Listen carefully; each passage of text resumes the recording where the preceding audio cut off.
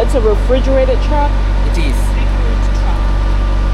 That means it's cold, right? Yeah, it's Okay. cold. So you open the door back there, Yeah. you'll feel.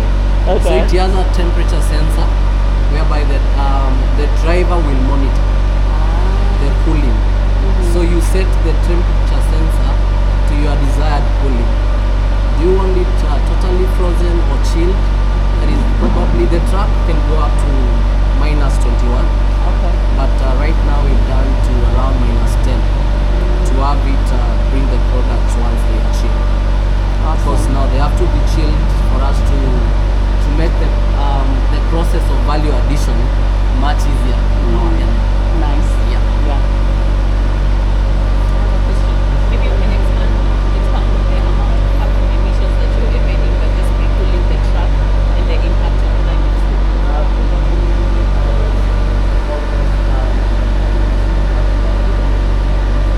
Carbon emissions that we are Oh yes, we are avoiding 69 tons of carbon emissions per trip.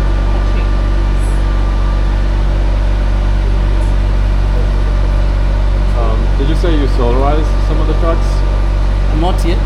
It is something we are thinking Okay. of giving a trial and see how probably it can work.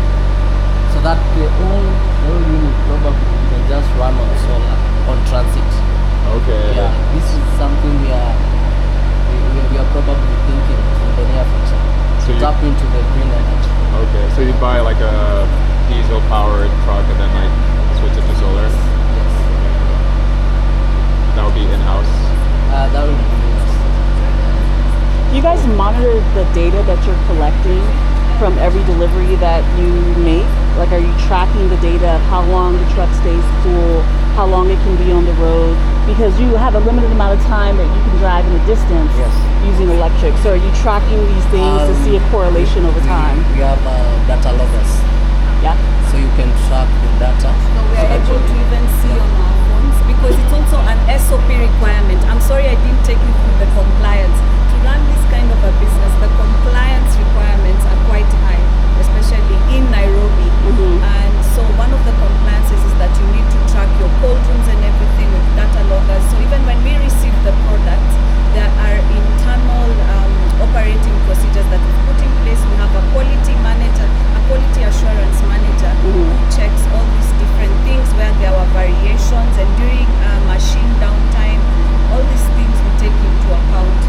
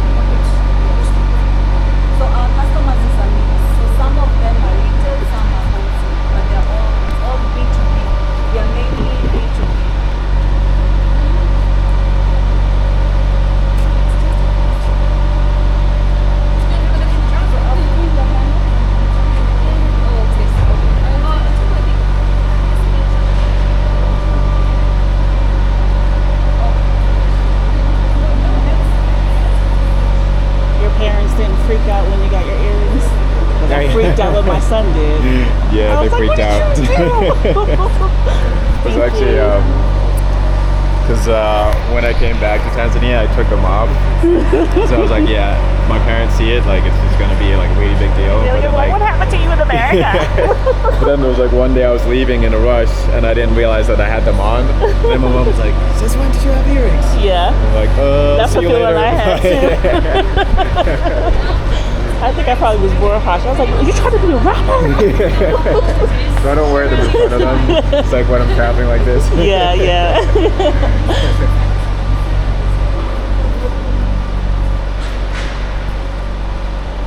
How old is your son? He's 28. 28? Oh, same age. You same age, yeah. That's what I thought so.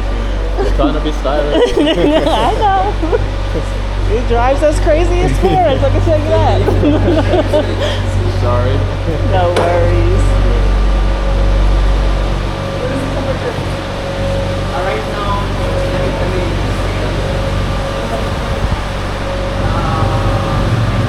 I mean, you can feel the cold standing here.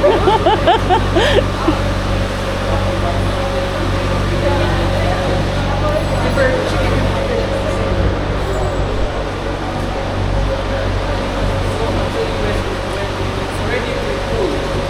The driver will have to take like around 4 to 5 hours by the time the house comes back.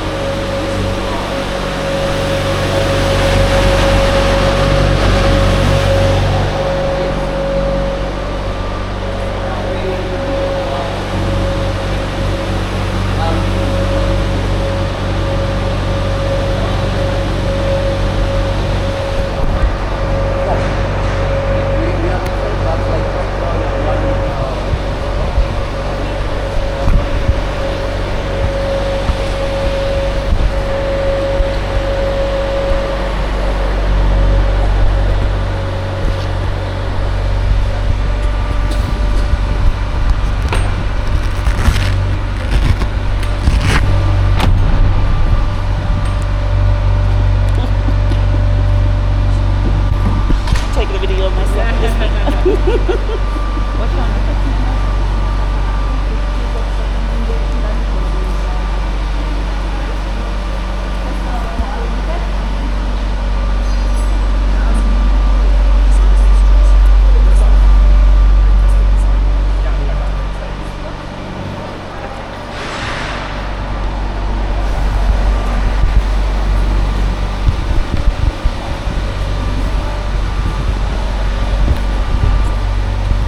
Thank you.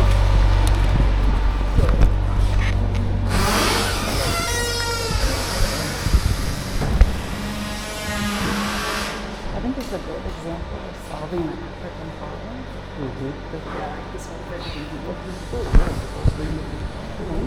I love it. Even exactly,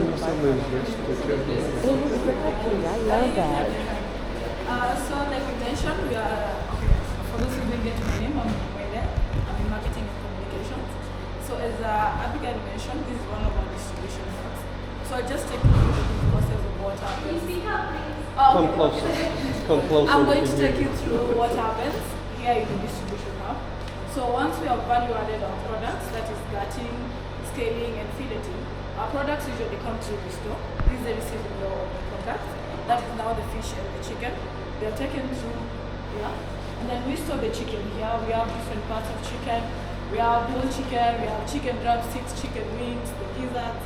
And then now we have the fish stored here. That is the fillets and all stored here. We ensure that they are maintained at optimum temperature and the quality is maintained all through. So these products in the morning, from 5 in the morning, that's when we're now able to get them ready based on the orders that we have received for the day. We have our distribution team that now bring the orders and verify them in terms of qualities check. That's part of the team. We check the quality of the fish and chicken every day to ensure that whatever the customer receives is what it's to your liking. So once the products have been removed from the cold room and checked on the quality, we weigh them and they are packed over here. So we move from now the cold room, we go to this area. We move to this area where now the order packaging happens and verification. Now also the riders, the documentation is done do here, the products are taken outside from where we are, and they are packed in our, the electric bags that we are using, and the idle cars, and they're distributed to different customers. Yeah, that's usually the process that happens in this distribution center and the other that we are in Nakuru and Kisumu. Yeah, I don't know if you have a question on this process. I think that's Is there any particular reason why you keep the fish away from the chicken? Yeah, definitely. you don't want your chicken smelling fish. Aside from that, are there any No, it's a strict SOP that you cannot mix those two white meat together. So chicken goes on this side. We've even demarcated it further by the crating system. So anything that is red is solely for chicken, any red crate, and then for fish is white and yellow. So we've done that color segregation. Another thing I wanted to tell you guys is that our biggest competitor, people may say is, I think, I don't know, I don't want to mention them, but our biggest competitor is informal market. And one of the biggest fish markets in Nairobi is called Gikomba Market. So now the thing is, fish there is not properly handled, and there have been a lot of cases of people getting contaminated and getting sick and all of that. So us coming in is basically improving that whole process in terms of handling and how it's transported, because for the Gikomba fish, it comes in public transport. So it's mixed with all other sorts of stuff, God knows what. So that's what we are disrupting. And that's why I think we're a preferred option, because of the sanitary improvements we put in place. Where do you source your chicken? We source our chicken. Okay, how did we get into chicken? We were purely fish. I know you're all wondering.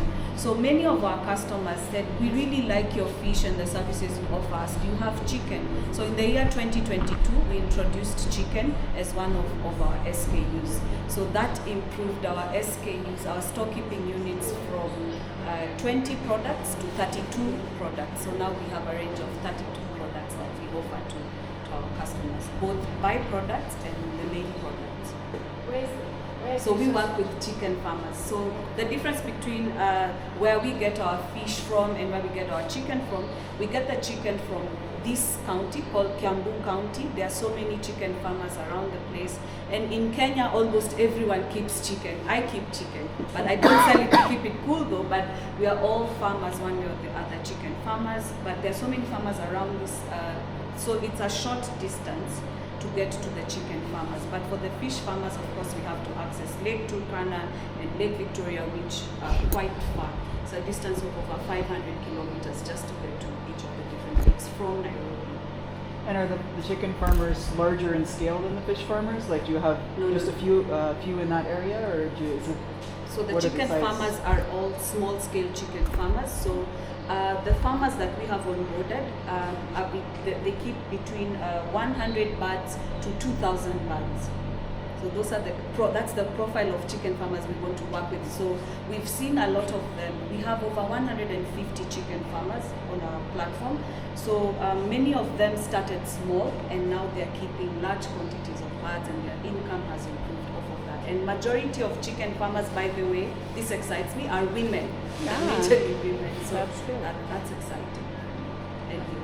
How did you all actually start doing the fish? Is there like a background with doing fishing, with working with fisher folk? Like, how did you actually see a problem here and decide to solve it? Yeah. So the person who saw the problem has just gotten into the room. And I think, Francis, I'd appreciate if you could share the story, your mom and the milk and how it ended up. Please. Okay, I don't have the helmet, so I don't know whether I should speak from there or from here. You barely have it. So it's okay. Good morning, everyone. Morning. So my name is Francis, co-founder with Abigail. So, like she was just saying, I come from a farming family, and farming is quite important to many African households. So, yeah, so my parents are small-scale farmers, and so we do a bit of dairy farming. And this problem of, erratic weather patterns also happens in many rural parts. So sometimes when it rains so much, the trucks are not able to access homes to collect milk, and therefore you have to find a way to preserve the milk so that you can sell it the next day or when the weather becomes better. So that's how the genesis of Keep It Cool was. We were basically trying to come up with a solution that will help our parents, our communities to be able somehow to store produce and sell it later, or at least to retain the value that it has. It was coming from that personal journey, but also from the professional journey. I also was fortunate enough to work with coaching company before, so it was just a bridge of personal life and professional life, and just building from one value chain to another. So when we started working in the milk industry, it was much easier because now you could be able to preserve the milk and sell it, so the value proposition was not. But when you brought the milk to the market, you start discovering that the other value chains, that the application of the technology is much more needed, and actually the customers are willing to pay. So that's how we just did a bit of research now after that, and we ended up saying, okay, we have 4 or 5 value chains that need this solution, but which one should we start working with? Where are we likely to have success? So fish was definitely one of them, because maybe she has shared the picture, some of the pictures of the places that we are sort of working up in Turkana, in Western Kenya, and you can see the actual need for this kind of solution.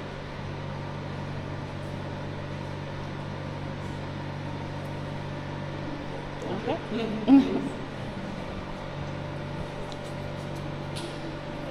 think we have just a couple of minutes left if there's anything else you'd like to show around.